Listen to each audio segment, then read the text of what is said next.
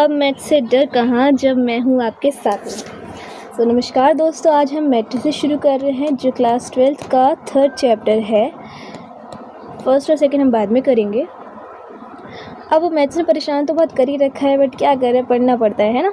तो हम शुरुआत करते हैं इस चैप्टर के बहुत ही ईजी वे में, पॉइंट टू पॉइंट, एंड जो सबसे ज़्यादा इम्पॉर्टेंट है वो हम ज़्यादा अच्छे से करेंगे, और बाकी माइनर थिंग्स भी मैं आपको कराऊंगी। आपको बेसिक क्लियर तो होना ही चाहिए।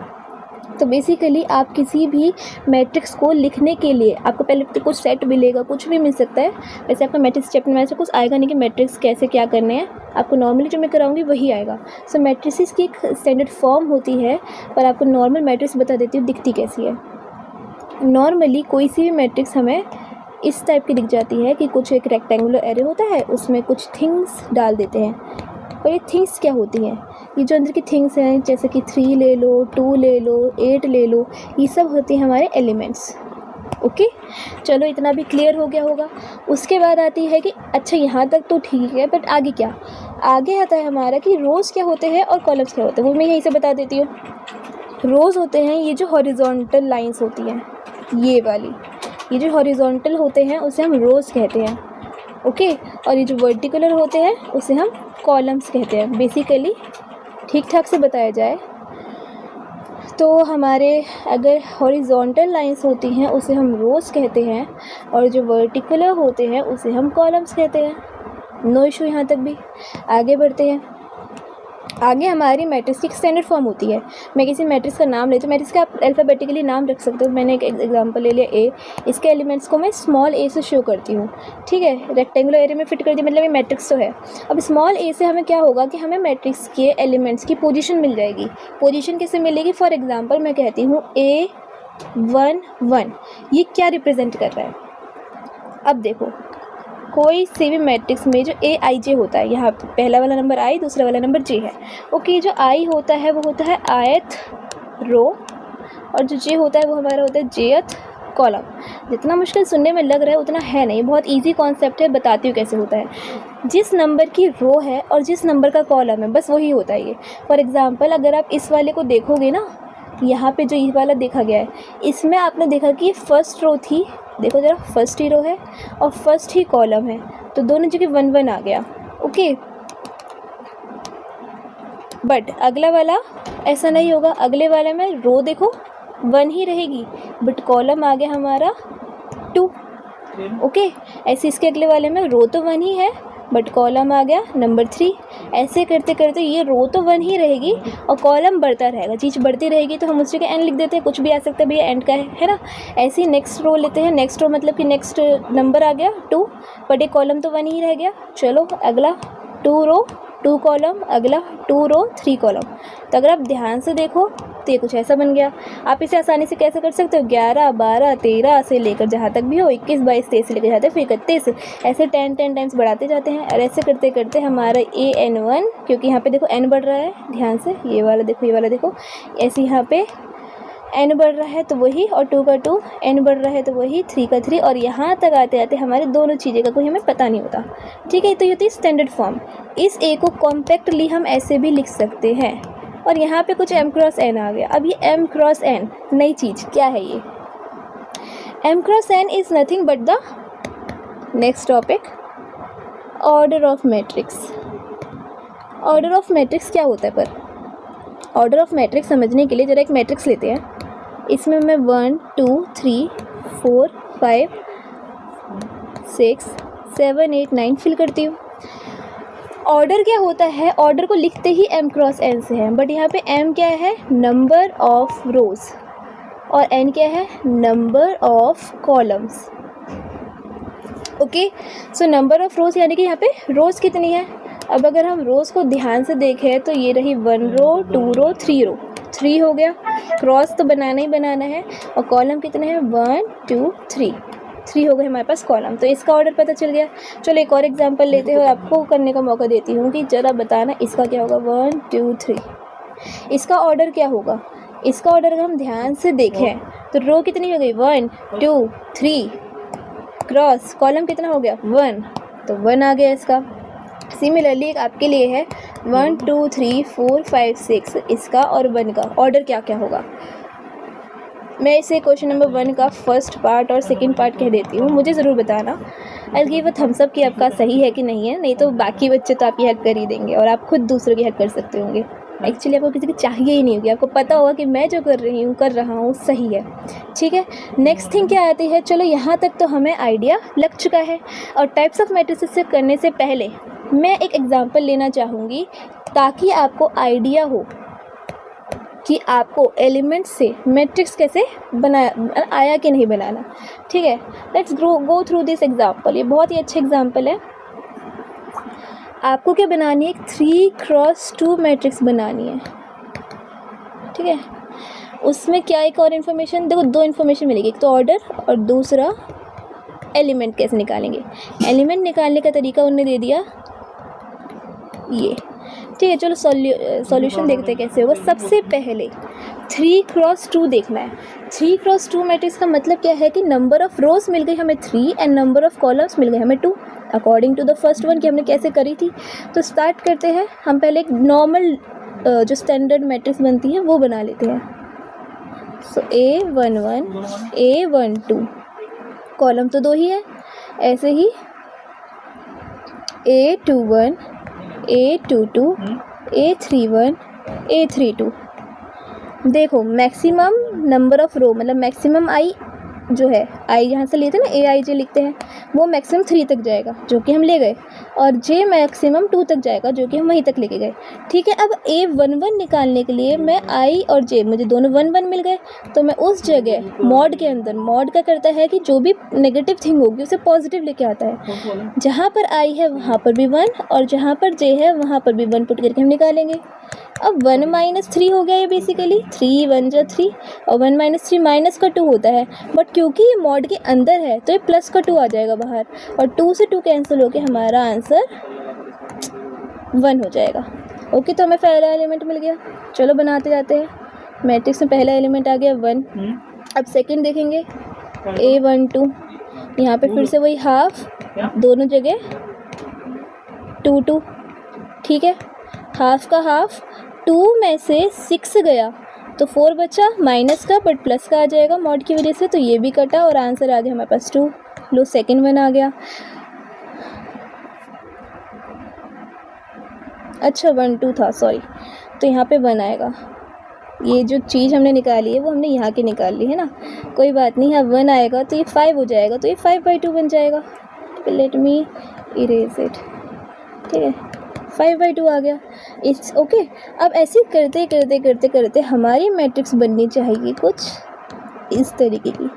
बन रही है तो यही आपका सॉल्यूशन और आपको चीज़ आ गई समझ में। इसका ऑर्डर भी देख लो, मैच दोबारा हम रीचेक मार सकते हैं। 1 2 3 3 क्रॉस 1 2 2 आ गए हमारा आंसर।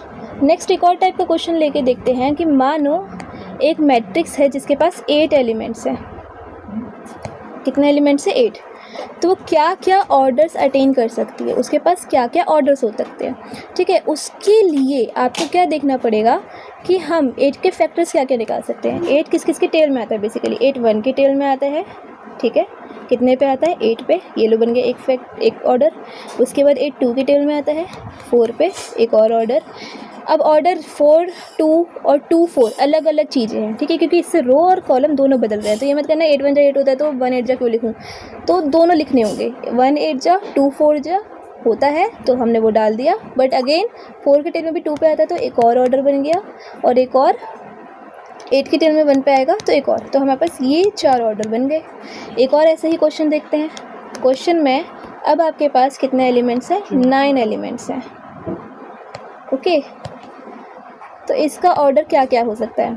ये तो बहुत ही और भी सिंपल है। ये 1 के टेल में 9 पे आता है, 9 के टेल में 1 पे आ गया, 2 ऑर्डर ये बन गए, और 3 के टेल में 3 पे आता है, तो इसके अलावा तो कोई बनेगा नहीं। तो देखो इसका भी आंसर आराम से आ गया। ओके, तो इस तरीके से हम इसके ऑर्डर्स निकाल सकते हैं। अब आते हैं हम टाइप्स ऑफ मैट्रिसेस पे। नेक्स्ट टॉपिक हमारा टाइप्स ऑफ मैट्रिसेस। बढ़िया लग रही है तो राइटिंग। ओके, सो स्टार्ट करते हैं टाइप्स ऑफ मैट्रिसेस का फर्स्ट पार्ट। सबसे पहले जो आपके में मैट्रिक्स है वो आप और मतलब देख रहे हो और देख भी लोगे, कॉलम मैट्रिक्स। कॉलम मैट्रिक्स अपने नाम की तरह सिर्फ एक कॉलम के साथ ही रहती है, ठीक है, इसलिए हम इसे कॉलम मैट्रिक्स कहते हैं। तो इसका ऑर्डर ना कुछ इस तरीके से दिखेगा कि m क्रॉस 1, कॉलम हमेशा 1 होंगे। इसके एग्जांपल हम ले लेते हैं 1 2 1 2 3 4 ऐसे करके ठीक है, जिसमें कॉलम एक हो पर रोज़ कितनी भी हो सकती है, वो कॉलम मैट्रिक्स है। कॉलम मैट्रिक्स कॉलम एक। अगली है रो मैट्रिक्स, तो क्या चीज़ एक हो गई, रो एक हो गई। तो माने कि इसका आंसर क्या बन जाएगा 1 क्रॉस n। ये बन गया इसका ऑर्डर। इसके एग्जांपल लेंगे तो देखो ज़रा क्या बनेगा 1 2 1 2 3 4। इनके बीच में कभी कोमा मत लगाना, नहीं तो ये मैट्रिक्स नहीं रहेगी, ठीक है, एक काइंड ऑफ लिस्ट बन जाएगी, वो हमें चाहिए नहीं। हमें मैट्रिक्स चाहिए, बीच में कोमा मत लगाना अगर वो एलिमेंट्स आप शो करना चाहते हो तो, ठीक है। अब नेक्स्ट थिंग आती है आपकी, एक और टाइप की मैट्रिक्स होती है जिसे हम कहते हैं स्क्वायर मैट्रिक्स। नाम की तरह ये भी स्क्वायर है। स्क्वायर में जैसे होता है ना कि दोनों मतलब हर एक साइड बराबर होती है, तो इसमें भी एक चीज़ होती है कि m और n बराबर होते हैं। जितने नंबर ऑफ़ रोज़ हैं उतने नंबर ऑफ़ कॉलम्स होते हैं, ओके। फॉर एग्जांपल एक 3 क्रॉस 3 मैट्रिक्स है, एक 2 क्रॉस 2 मैट्रिक्स है, एक 1 क्रॉस 1 मैट्रिक्स है, 4 क्रॉस 4 मैट्रिक्स है, 5 क्रॉस 5 मैट्रिक्स है, एंड सो ऑन। जिसका m और n बराबर है वो स्क्वायर मैट्रिक्स तो है ही है। एलिमेंट्स को भी हम इसमें ध्यान में नहीं रखते हैं, ठीक है, ओके है। तो इस तरीके की मैट्रिक्स की स्टैंडर्ड मतलब जो कॉम्पैक्ट फॉर्म होती है हम उसे कैसे लिख सकते हैं, ए, यहाँ पे तो ए आई जे ही होगा क्योंकि इसका तो कोई वो नहीं है ना कि इसमें क्या है, बट यहाँ पे m क्रॉस m या n क्रॉस n कुछ भी लिख सकते हैं, ठीक है।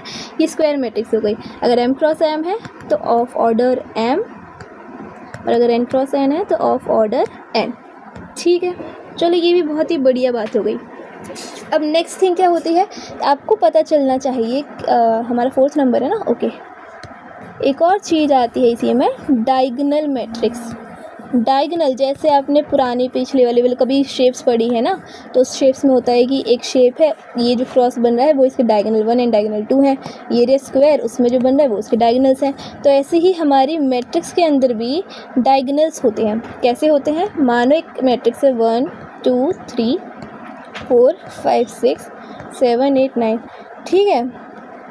और पहली बात तो ये जो डायगोनल मैट्रिक्स है वो ऑलवेज स्क्वायर होनी ही चाहिए। तो मैंने जो मैट्रिक्स ली वो 3 क्रॉस 3 है जो स्क्वायर मैट्रिक्स है, ओके।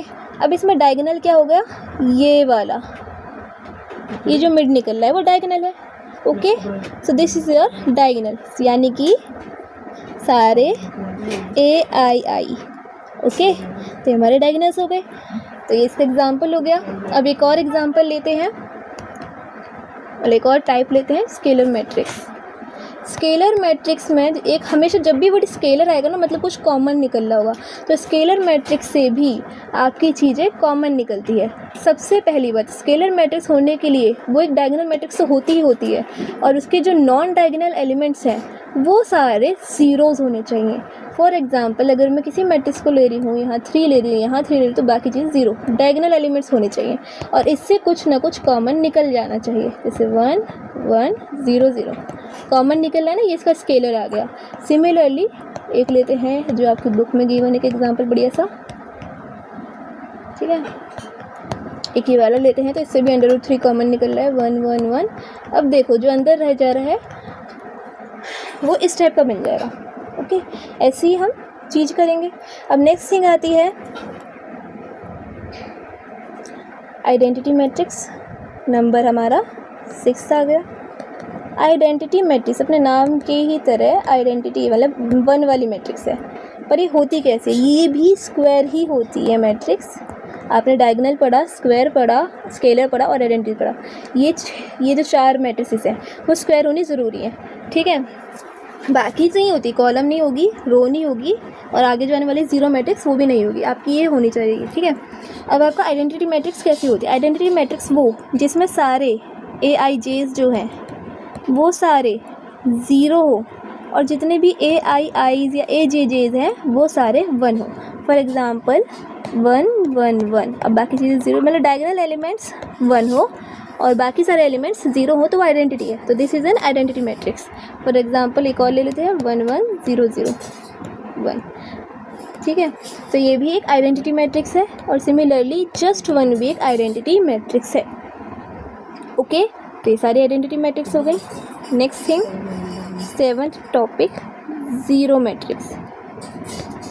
ज़ीरो मैट्रिक्स क्या होती है, नाम से ही पता चल, आपको सारे मैट्रिक्स के नाम से ही पता चल जाएंगी सारी चीज़ें। ज़ीरो मैट्रिक्स क्या होती है, जिसके सारे ही एलिमेंट्स ज़ीरो हों, उसका ऑर्डर कुछ भी हो सकता है, ठीक है। आप कहोगे कि इस ऑर्डर की ये भी ज़ीरो मैट्रिक्स है, ये भी ज़ीरो मैट्रिक्स है, और ये भी ज़ीरो, या इसका नाम एक और होता है नल मैट्रिक्स है। ओके, हम इसे ज़ीरो से ही कह सकते हैं कि हाँ ये ज़ीरो मैट्रिक्स, जब भी जहाँ ज़ीरो लिखा है ना वो ज़ीरो मैट्रिक्स ही है। उसके लिए इसको ऐसे लिखने की भी ज़रूरत नहीं, हम सीधे से ऐसे लिख लेते हैं, हम बार बार नहीं लिखते चीज़ें। Okay, next and last topic आता है आज का, इक्वालिटी ऑफ मैट्रिसेस। ठीक है, मुझे पता है बोर हो गए होंगे, बट इधर उधर भटकना नहीं है। अभी ये लास्ट टॉपिक है आज के लेक्चर का, और आई होप आपको अब तक का समझ आ गया हो। जहाँ समझ नहीं आया थोड़ा सा पीछे करोगे और आपको चीज़ समझ आनी शुरू हो जाएंगी। इक्वालिटी ऑफ मैट्रिसेस भी वैसे ही इजी टॉपिक है जैसा हमने अब तक पढ़ा। इसके लिए आपको इक्वालिटी जैसे नाम है उसी से पता चल जाएगा क्या होता है। नाम के अकॉर्डिंग, जैसे नाम क्या कहता है, इक्वल होंगी हमारी मैट्रिक्स, कुछ मैट्रिक्स जो इक्वल हों। उसके लिए मानो हमारे पास एक ए मैट्रिक्स है जिसके एलिमेंट्स है ए आई जे, और एक बी मैट्रिक्स है जिसके एलिमेंट्स है बी आई जे। ठीक है, आपको आइडिया लग गया कि मैं स्मॉल ए और स्मॉल बी से क्या ले रही हूँ और आई जे हमारे पास क्या है। ठीक है, पहली बात, इनका ऑर्डर सेम होना चाहिए।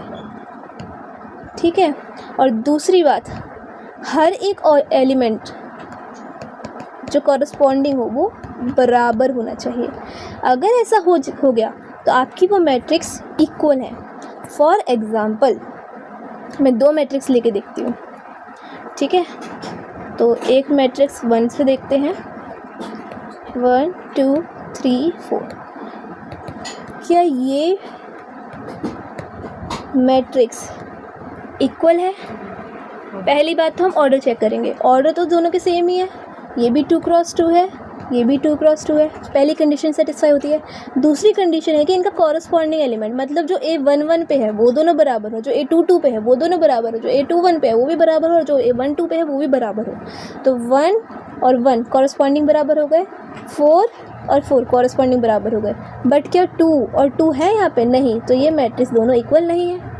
सिमिलरली अगर मैं सेकेंड एक मैट्रिक्स लूँ और उसमें बोलूँ कि एक है 2 3 0 1 और एक और है 2 3 0 1, क्या ये इक्वल है?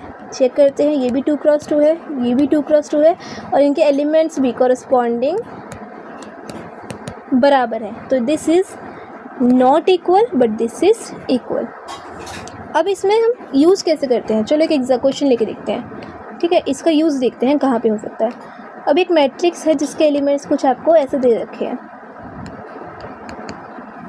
ठीक है,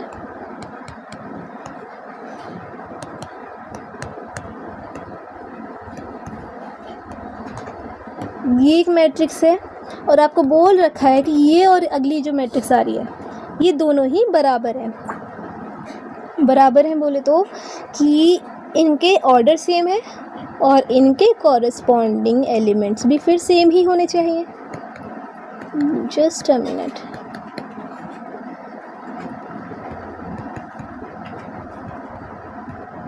अब हमें चीज़ तो मिल गई है। अब अगर हम इसका सॉल्यूशन देखें तो इसने क्या क्या बोला वैसे तो हमें कि a निकालना है, x निकालना है, b निकालना है, b कहाँ गया, b निकालना है, z निकालना है और y निकालना है। हमें ये सारे वेरिएबल्स को निकालना पड़ेगा। उसके लिए हम क्या कर सकते हैं, चलो ऑर्डर सेम है ये, क्योंकि इसने खुद बोल रखा है इक्वल तो है। अब हमें बस एलिमेंट को इक्वेट करना है, पर क्योंकि हमारा A11 मतलब ये वाला और ये वाला हम इक्वेट कर सकते हैं तो हम कर देते हैं x + 3 = 0। अलजेब्रा के अकॉर्डिंग यहाँ पे जो प्लस का 3 उधर जाके माइनस का 3 हो जाएगा, तो x = -3। देखो पहली चीज़ आ गई।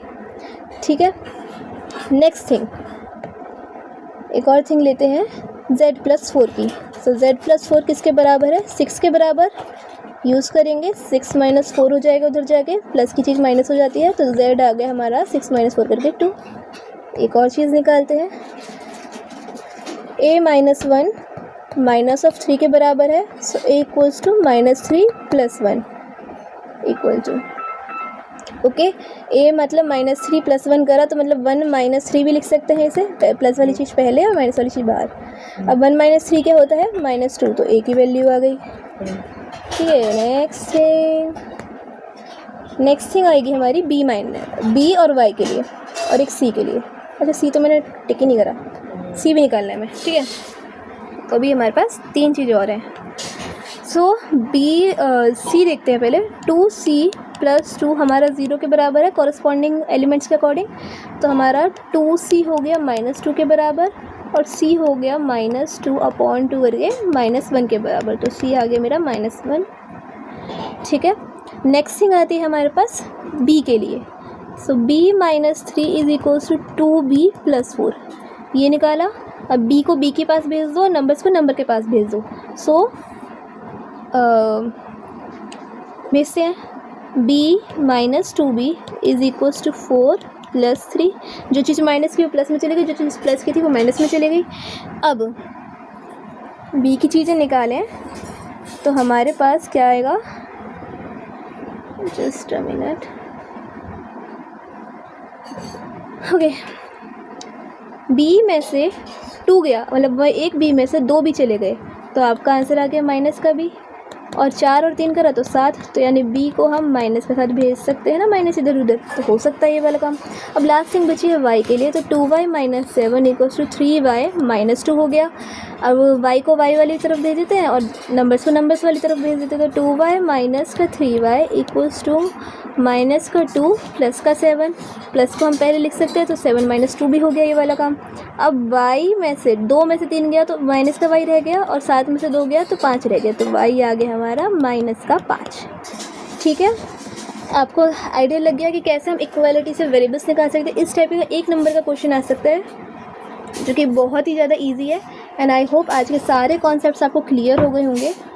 अल्ट्रा प्रो इजी तो चीज़ थी ये पूरी की पूरी। इसके बाद थोड़ा सा आपको लेवल अप करना है, तो इस लेक्चर को बहुत ही फोकस के साथ देखना, चाहे कितना ही मन कह रहा हो कि ये देख लूँ वो देख लूँ, बट वो सब नहीं करते हुए बस इस लेक्चर को ध्यान से देखना है, कंप्लीट देखना है। और उसके बाद एक बार खुद से एक्सरसाइज 3.1 ज़रूर करें। ओके, वो करना और मुझे बताना कि आपको चीज़ें समझ आई या नहीं आई। ठीक है, मिलते हैं नेक्स्ट लेक्चर में। Thank you, bye bye.